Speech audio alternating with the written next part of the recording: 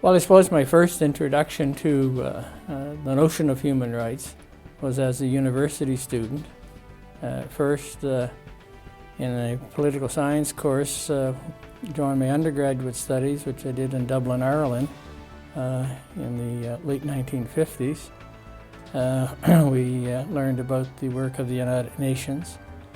And then a couple of years later, I was doing graduate studies in Rome, in Italy, and I had to do a major paper or a minor thesis.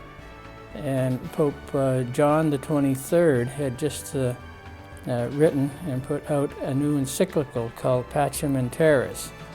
And my professor said, why don't you do an analysis of Pope John XXIII's new encyclical, Peace on Earth. And as I began to study that papal letter, I noticed that he was mentioning, indeed taking inspiration from a document of the United Nations called the Universal Declaration of Human Rights.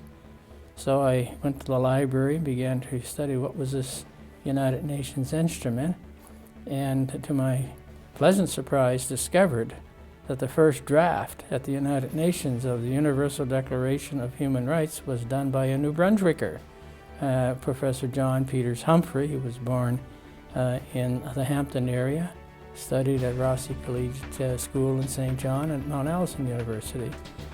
So I really delved into it, and again to my surprise found a second New Brunswick connection with the crafting of the Universal Declaration of Human Rights. And that was at when the United Nations was founded in the mid-40s at the San Francisco Conference. The first functional commission of this new United Nations institution or organization was the Commission on Human Rights. And they asked the wife of the former President of the United States, Eleanor Roosevelt, to chair the United Nations' first Human Rights Commission. And Eleanor Roosevelt used to summer in New Brunswick on Campobello Island.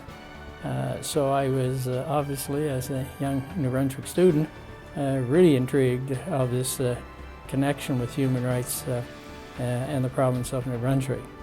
So that was my, if you like, intellectual or philosophical introduction to human rights, was through that vehicle.